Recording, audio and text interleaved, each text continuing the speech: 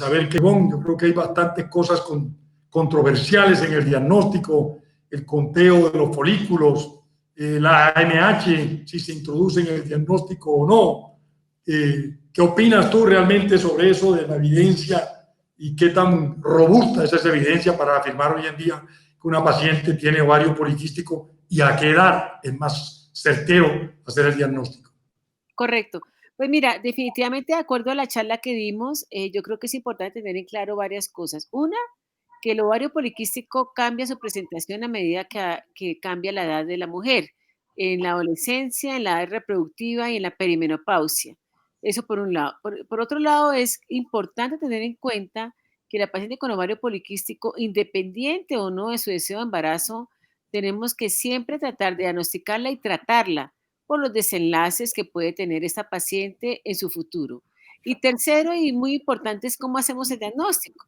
Definitivamente tenemos que tener en cuenta que el diagnóstico lo hacemos dependiendo, obviamente, de la expresión clínica de la paciente y por qué consulta la paciente. Entonces, la paciente puede consultar por un estado hiperandrogénico, en donde tenemos que investigar si la paciente efectivamente tiene un ovario poliquístico, o tenemos que descartar todas las causas de estados hiperandrogénicos. O sea, el ovario poliquístico es la última posibilidad que tendríamos habiendo descartado las otras causas de estados hiperandrogénicos. Según los criterios de Rotterdam, recordemos que existen 3 criterios muy claros en donde están los estados hiperandrogénicos, los ovarios poliquísticos ecográficos y las hemorragia uterina normal consistente en ciclos infrecuentes o irregulares de los ciclos. Pero habiendo descartado los estados hiperandrogénicos o causas de estados hiperandrogénicos como son la hiperplasia suprarrenal de aparición tardía, el hipotiroidismo, la hiperprolactinemia, un Cushing. Perdón, eso es en cuanto a la parte de criterios diagnósticos en estados hiperandrogénicos. Pero también la paciente se puede presentar como alteración del ciclo menstrual.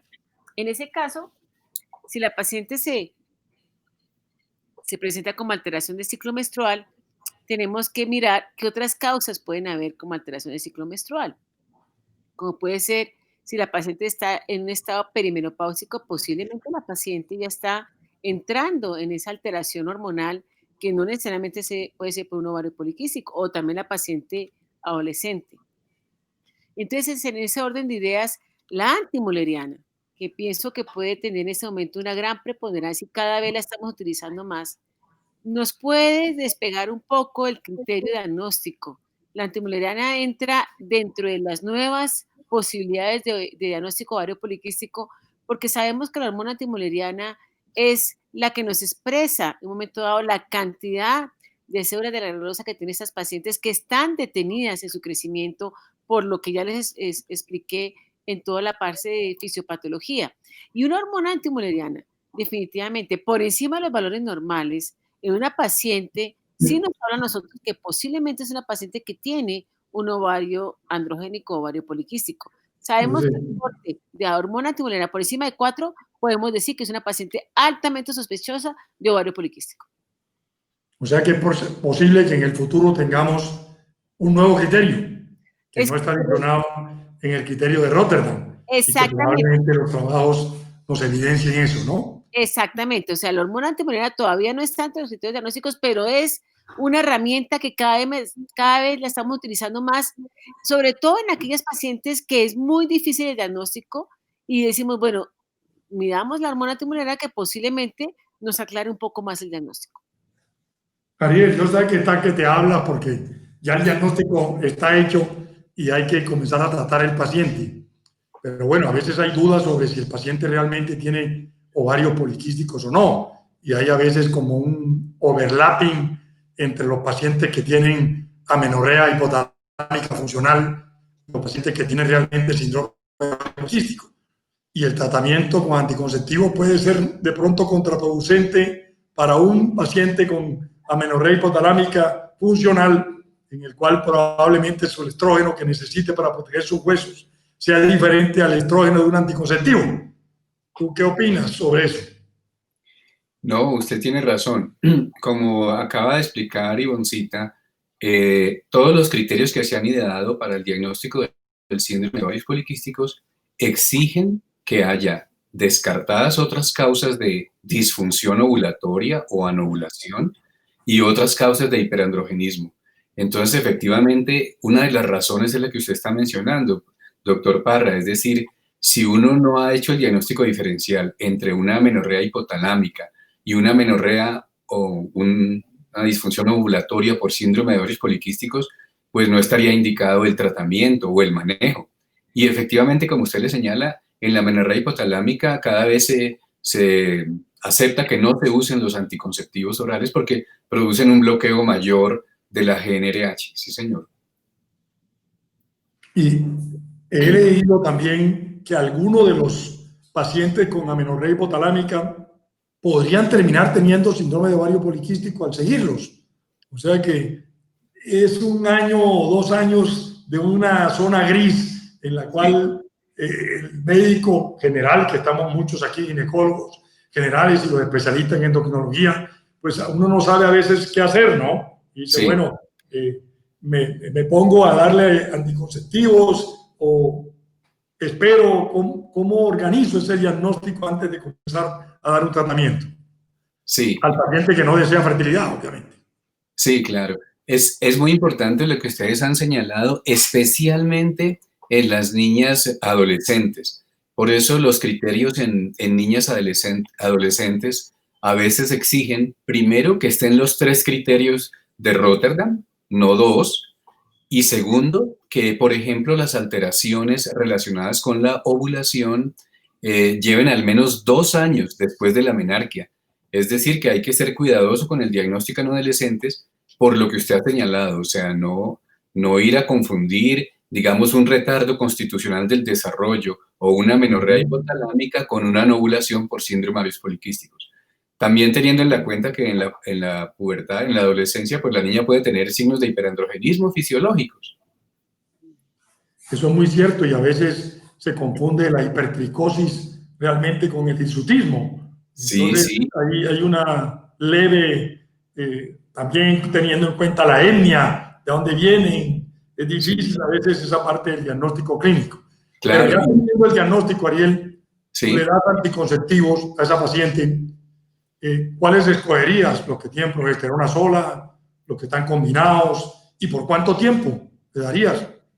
Bueno, de acuerdo con lo que conversamos en la charla, en realidad, en todas las guías y recomendaciones se ha aceptado que los anticonceptivos combinados orales son, digamos, una de las formas de primera línea de manejo de los síntomas del hiperandrogenismo y de los trastornos del ciclo menstrual. Ivoncita mencionaba que el manejo de las pacientes con síndrome de ovarios poliquísticos depende mucho de las necesidades de la paciente, de su motivo de consulta. Es indudable que si una niña consulta por signos de hiperandrogenismo, el manejo más sencillo y altamente efectivo es un anticonceptivo combinado oral. Y se sabe que los signos de hiperandrogenismo afectan la calidad de vida. Y las pacientes que usan los anticonceptivos y controlan sus signos de hiperandrogenismo mejoran la calidad de vida. Sirven para el acné comedoniano, también para el acné inflamatorio y para el hirsutismo. Y por supuesto hacen regulación del ciclo y anticoncepción cuando se requiere.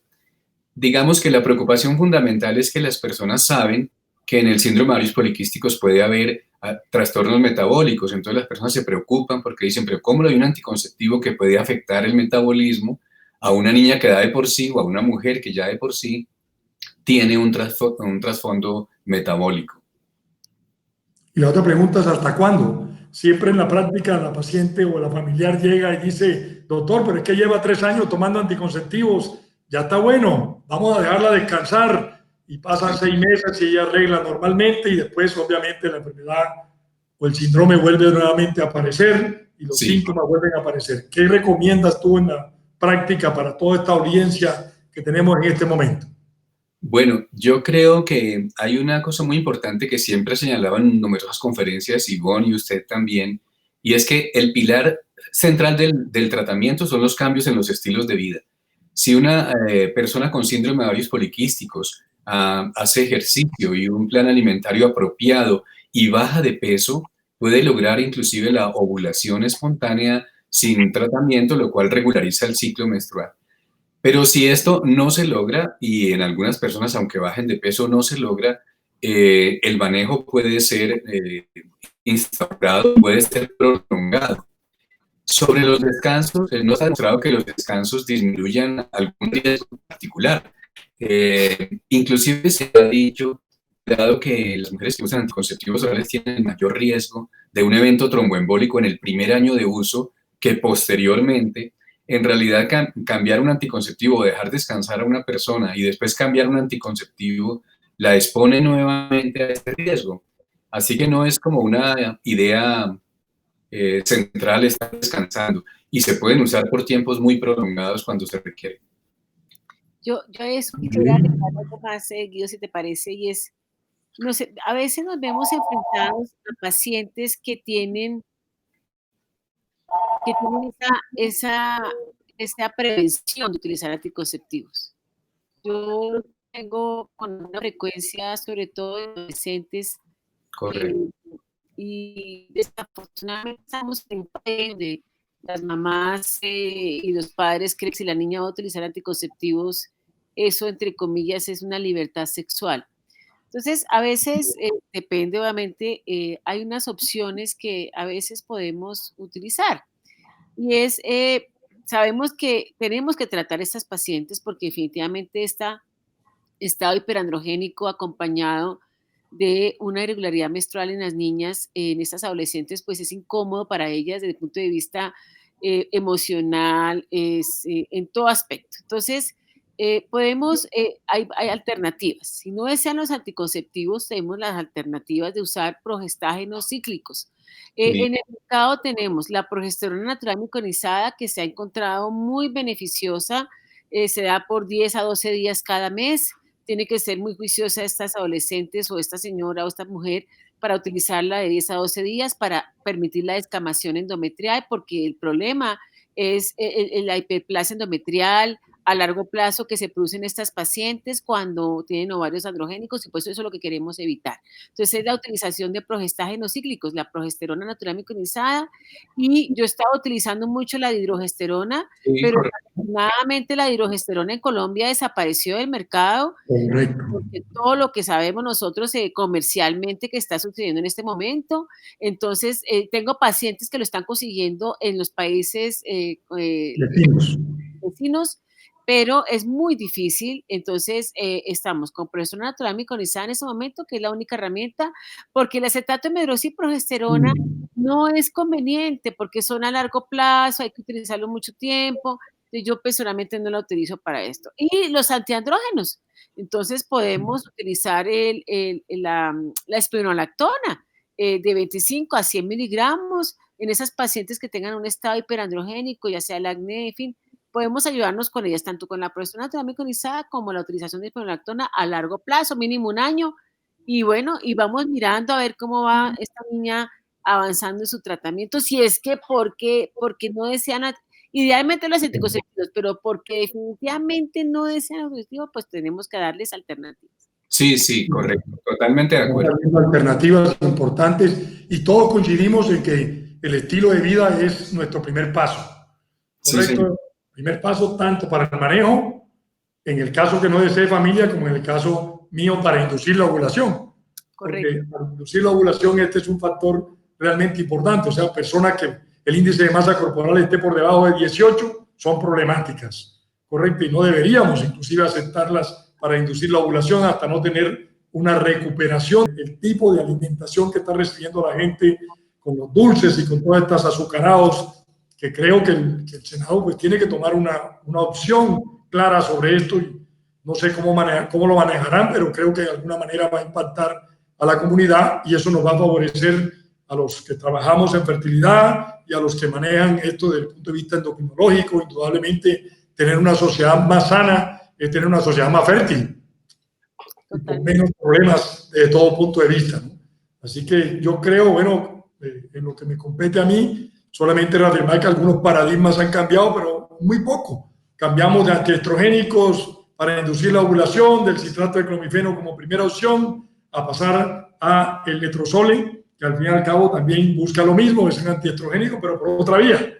pero Sí. realmente no ha habido un cambio fundamental y tal vez en la charla pues mencionaba algunas cosas nuevas que puedan pasar, que si vamos a terminar usando quispectina o no para estimular la ovulación en estos pacientes, o la bomba de infusión que hace 30 años estamos oyendo de ella, pero que nadie comercialmente la usa y solamente en muy pocos países tiene una opción más fisiológica para ello.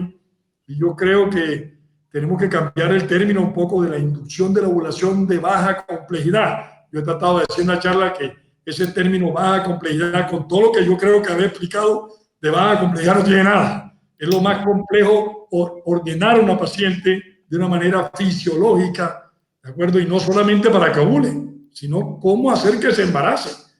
Ese es otro problema, porque no solamente que ovule, cómo somos más eficaces y más eficientes en embarazar, porque somos muy eficaces en ovular a la paciente, pero los pacientes no se embarazan en su totalidad. ¿Qué cambios tenemos que hacer? La gente tiene que comenzar a pensar de que no solamente es conseguir que la paciente ovule, sino que al fin y al cabo tenemos que conseguir que esa fase lútea, que hoy se está hablando personalizada, de alguna manera la tenemos que adaptar a que esa paciente después de que ovule tenga un protocolo de seguimiento, y creo que la única manera que las inseminaciones, los coitos programados y todas estas cosas de alguna manera comiencen a subir un poco, al menos acercarnos a lo que normalmente ocurre, que es el 22, el 24% por ciclo, pero no cifras a veces impresentables del 7, el 6, el 8%, que realmente cuando uno la compara con fertilización in vitro, pues casi que le da pena decir la cifra en la consulta, porque se siente minimizado lo que uno le va a ofrecer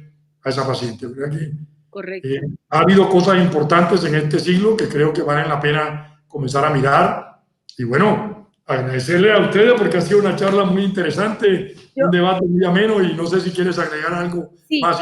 Yo quisiera de pronto también agregar un poco sobre la famosa metformina, porque yo creo que en esto yo creo que tenemos que dejar algunos parámetros muy precisos en cuándo debemos utilizar la metformina, en qué condiciones y hasta cuándo, porque esa es la pregunta también, así como tú le preguntaste a Ariel hasta cuándo anticonceptivos, yo pienso que también la pregunta es hasta cuándo la metformina y cuándo hay que utilizarla y en qué condiciones hay que utilizarla.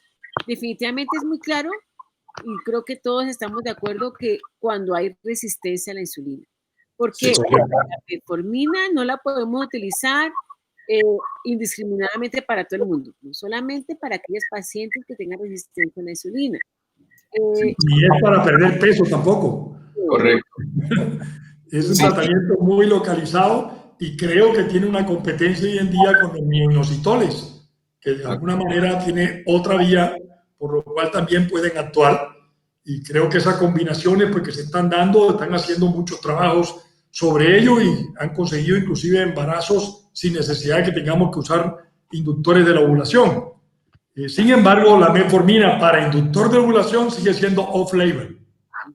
Correcto. Correcto, no es aprobado en ningún país como inductor de ovulación. El letrozolo es off-label, también no es aprobado realmente. Tenemos mucha evidencia, pero la FDA no lo tiene aprobado para ovulación en ningún país. O sea que tenemos que sentarnos con el paciente, explicarle muy bien qué es lo que estamos haciendo, porque cualquier cosa que suceda en un tratamiento que no está aprobado, pues probablemente puede ser un arma de doble filo para los que estamos trabajando en inducción de la ovulación y usando drogas que están aprobadas para el cáncer, como tratamiento del cáncer, pero no tratamiento para la inducción de la ovulación, o la metformina para el manejo de la diabetes, pero no para el manejo de una inducción de la ovulación. Y durante el embarazo también, como tú bien lo precisabas, ¿hasta cuándo? Se ha hablado de que la metformina es posible que disminuya la posibilidad de tener preeclampsia, se ha hablado que la metformina pues tiene una gran cantidad de factores que todos conocemos que durante el embarazo pues, es una situación prediabética, ¿correcto? Y prehipertensa, por llamarlo de alguna manera. Y en ambas cosas puede que la metformina tenga algo que hacer. Pero una cosa es tener trabajos de investigación y otra cosa es hacerlo a todos los pacientes que nosotros tengamos en el consultorio. Entonces son dos conceptos que yo creo que debemos aclararle al público. Sí, sí. Me parece que es muy importante aclarar, digamos, que las indicaciones actuales de la metformina incluyen la resistencia a la insulina, la intolerancia a los carbohidratos y la diabetes mellitus tipo 2, y no es a todas las mujeres con síndrome de ovarios poliquísticos. Me parece muy bien lo que Ivonne plantea. Sí, no, eso es todo así, correcto. Bueno, nos despedimos así como el gato que tienes atrás que se está yendo.